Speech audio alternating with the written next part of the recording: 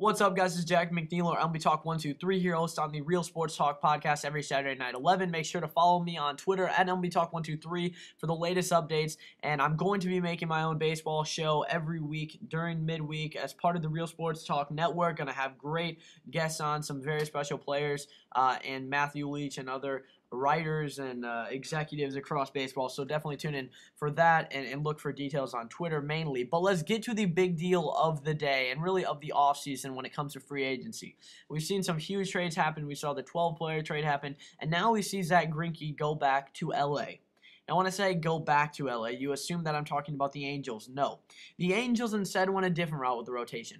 They seem to be the clear favorite to land Greinke maybe last offseason. I mean, they're one offseason late, in my opinion. You see them sign Albert Pujols, C.J. Wilson, among others, spending over $300 million in future commitments. They looked invincible, like no one could outbid them. And this is a time when the Dodgers were pretty much broke. Spent $20 million over like 5 free agent pitchers, really put a ragtag team together, and actually they started off the year very well. And eventually, during midseason, when they get the financial situation finalized and Frank McCourt is out of there, they're willing to spend as much money as possible. And people were warning, fans everywhere, watch out. This Dodgers team, in about a few months and in the offseason, they're going to make a splash. And they're not just going to make one splash. They're going to outbid and outspend everyone for every possible player. They're going to have a monopoly across baseball. And that's really what we've seen. They've been in complete control of the market. You could say the Rangers have held up things with their trade talks, ongoing trade talks, and 3-4-team deals. Whether they want to go the Justin Upton, Zack Greinke route, well, now that's not an option. What about Anibal Sanchez? Do they want to get a guy like Kyle Loesch? Are they going to go and trade for a guy like James Shields? Are they going to keep Josh Hamilton? So, yes, I would argue the Rangers have had a huge play in the market this year, but spending-wise, it's all been the Dodgers. They have set the tone, giving a reliever like Brandon League, a guy who the Mariners almost didn't, have as a closer for a part of the season, trades him away and now signs him to a 3-year, over $20 million deal as their closer and still could be in the market for relief pitching. This is a team that goes out, commits over $250 million in future commitments to guys like Adrian Gonzalez, Carl Crawford, who had one of the worst contracts in baseball last year, and Josh Beckett, an older pitcher who some could say has just been injury-plagued and a little washed up. So the Dodgers, although they are spending so much money, you could argue are not spending in the smartest way. Now, the deal with the Boston Red Sox was good for the Dodgers in the sense that they did get someone who has a, 5 WAR, 6 or 7 WAR when he's at his prime in Adrian Gonzalez, and it's so hard to get franchise first baseman players, and with the Latino market in Los Angeles, it was absolutely a perfect fit for them. I think he will have a very good year. Now, Carl Crawford, he could come back big time. So I'm not necessarily as worried about Carl Crawford. Josh Beckett, there's definitely some worry there. The rotation was actually very good. I mean, you had a low-cost rotation of Chris Capiano, and you had Aaron Harang, and you had Chad Billingsley, who has never really filled out his potential and has had some injury problems, along with pretty much the rest of the rotation with Ted Lilly. I mean, they've all had injury problems, no doubt about that. And Josh Beckett's long list of his injury history, I mean, is definitely something to worry about a little bit. So I think the Dodgers going into 2013 do need some starting pitching depth. But do I think they need 7 or 8 starters? No. I think that they're going to trade 1 or 2 starters. I think there's a huge market out there for pitching, not just for pitching, but for position players as well. I mean, anytime you see Angel Pagan, a guy who almost, got non-tendered a year ago, get 4 years and $40 million, it's pretty ridiculous. So this inflated market is in the favor of the agents and the players, of course. Teams will be getting $25 million more per year, part of this new bargaining agreement. But the pitching market is absolutely crazy. We already see Ryan Dempster decline an offer that would send him to Boston for 2 years, $25 million guaranteed. He wants a 3-year deal. And he wants a 3-year deal along with everyone else, it seems like. Even 37-year-olds are getting 3-year deals with Randy Cho and Marco Scudero. So we're seeing an insane market, and you can say that the Dodgers are driving this in some senses. You see, the Dodgers have pretty much set it out there when they signed Brandon League, when they've made it obvious how much money they're going to offer some of these guys. And you see Zack Greinke get a 6-year contract. The 6 years doesn't surprise you. I'm actually kind of surprised it wasn't a little more than that. I think 7 years, a lot of people were expecting. But the fact that he got $147 million and is getting the same average salary or a little bit more than CC Sabathia is pretty insane. I mean, you look at this guy gets a $12 million signing bonus. In 2013, he gets $17 million. In 2014, he jumps up to 24. 2015, 23, and then 24, 2016, and 23, and then 24 again. Now, that's just insane. I mean, this guy is a very good pitcher, and there may not be a great pitching market this year with the two top starters being Anibal Sanchez and Zack Greinke. But I'm going to tell you this. Anibal Sanchez becomes a much more attractive free agent now that Zack Greinke signs. And we're going to see a lot of guys it will be a domino effect. You see the Rangers decide which direction they're going now. You see, Kyle Loesch will definitely get some good offers now because teams see, you know what, we're going to get some extra money in our pocket. Maybe we have a better TV deal coming up, and we have a chance to acquire an ace. We have a chance to acquire a very good pitcher, not just someone who has very good stuff, but a very good pitcher, and a guy like Kyle Loesch. And he's not as risky as a sign, say, like Zack Greinke. But is it risky for the Dodgers? No, I would not say so. I just want to compare something very quickly, though. Now, before CC Sabathia had that huge deal for, around $150 million. Now, although Zack Greinke did not get the biggest deal for a pitcher in history, he did get a little more average salary per year than CC Sabathia. Now, the fact that this is a 6-year, not 7-year, is pretty crazy, too. So, you look at the average salary, you're looking at a $12 million signing bonus. I think a 7-year, $150 million deal is more in the ballpark of what I was looking at, maybe even $160 million.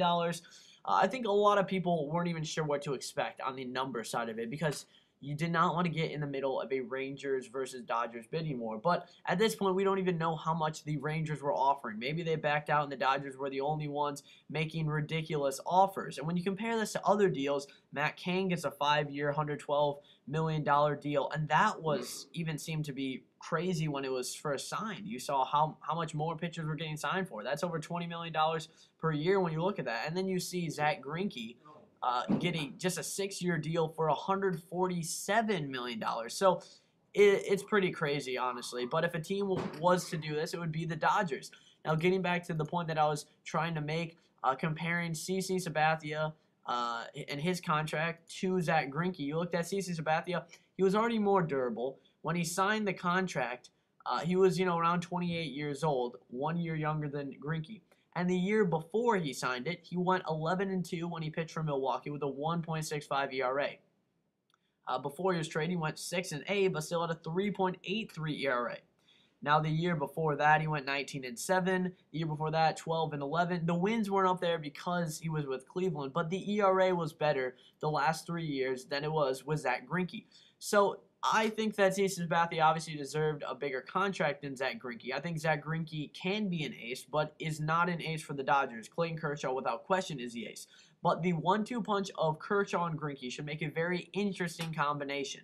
Now, Zack Greinke has always been kind of a self guy, very independent, and that's why a lot of people thought he would end up with the Rangers. They thought he would be more homey there, he'd be more comfortable, and he wouldn't go where the money is at. But you know what?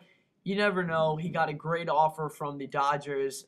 Last year we were talking about Albert Pujols. Everyone thought he would return to the Cardinals and be his home, and he loved it so much. And then he signed with the team that offered the most money. And at the end of the day, the Dodgers were the favorite to acquire him. They looked to be huge losers after the winter meetings, not accomplishing pretty much anything. And it looked like they were losing momentum. Even a few days ago, their GM was talking how they weren't even close to a deal.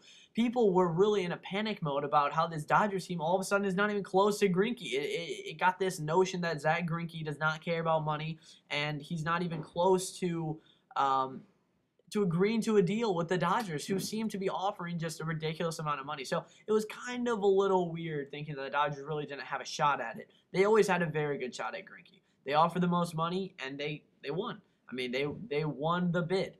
I cannot see the Rangers offering more. They're a very smart organization. Even though they have some money to spend, they become more of a bigger market here. They still operate as more of a smaller market. They rely a lot on young player development. They're very reluctant to trade a guy like Jurickson Profar as expected. They're very reluctant to trade Elvis Andrus, even though a lot of teams I think would be willing to trade him, put Kinsler at second, put Profar at shortstop and get a very good pitcher, whoever they're trying to acquire, Justin Upton, whoever it is.